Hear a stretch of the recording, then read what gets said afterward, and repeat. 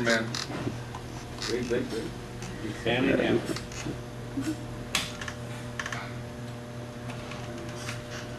My biggest challenge is, when I first saw this topic, I decided to approach it by making a list of all my biggest challenges. I grabbed a Kit Kat and thought for about 10 minutes.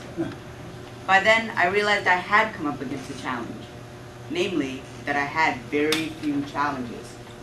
After all, I have food, shelter, an iPod, the 3 basic human needs. I know that as much as I may stress about getting into a good college, the truth is I will end up in some college somewhere, and that I will learn well regardless of which college I go to. Simply put, I have no challenges. I've reached my comfort level, where I no longer have to push myself to keep up or even succeed. To me, it's not a matter of whether the glass is half empty or half full. It's that the glass will always be there, and I don't have to worry about where I get my drink. And this in itself is a kind of challenge, because challenges are what make us great. After all, a challenge is nothing more than an opportunity to improve. Every challenge that I've ever won has made me a better person in some way, be it learning to walk, learning to read, learning to play sports, and so on. There's a saying about how our choices define who we are. I believe it's not so much our choices that define us, as it is the challenges that force these choices out of us. I know that while my challenges may seem trivial and superfluous, they were important to me, and I can honestly say I would be a different person if I'd reacted to them differently. One of the earliest challenges I remember is when I was still living in India, back in 1995. I was 5 years old at the time, and lost in this innocence which is exclusive to children. For example, I truly believed my house was the biggest in the entire world. I also remember that living across from me was this bully who for some reason had a vendetta against me. I don't know why, but he was always mean to me. For example, he badmouthed me in front of the teachers. He called me every foul name he could think of, which was, admittedly at the time, 2 or 3. He even pushed me to the sandbox at our school. He was the first person who brought out in me feelings of hatred, and yet this hate was based on fear, because I was afraid of him. I was afraid of a person who was so warped that he could hate me without reason. And this was this nameless fear beyond any rationality, and at first I succumbed to this fear. I took a different route to school. I systematically walked out of his way during breaks. I even took a different route home so I wouldn't have to deal with him. But eventually, I realized what he was doing to me. He was robbing me of my freedom. And I also realized this was as much my fault as it was his. Because while you may not choose to become a victim, you do choose to stay one. So the next day, I walked right up to him. I looked him right in the eye, and believe me, that was hard given my height at the time. And I asked him why. Why are you being mean to me? And what he said shocked me.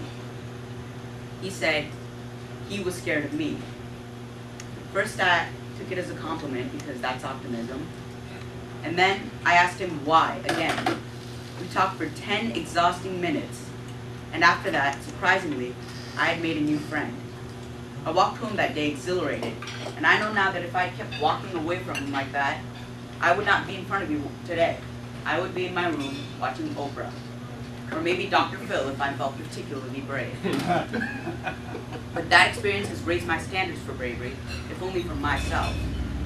The problem here, however, is that I have no reason to be brave.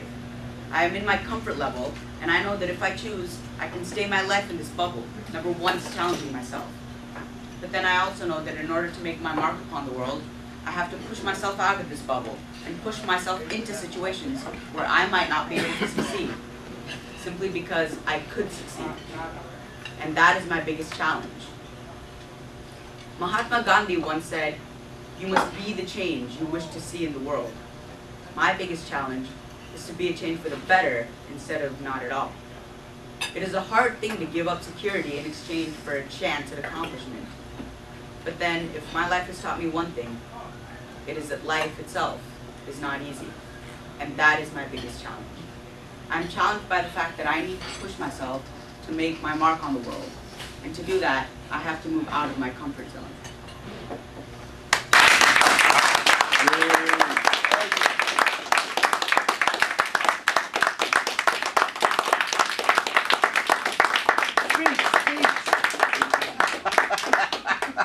that, ladies and gentlemen, is number 1.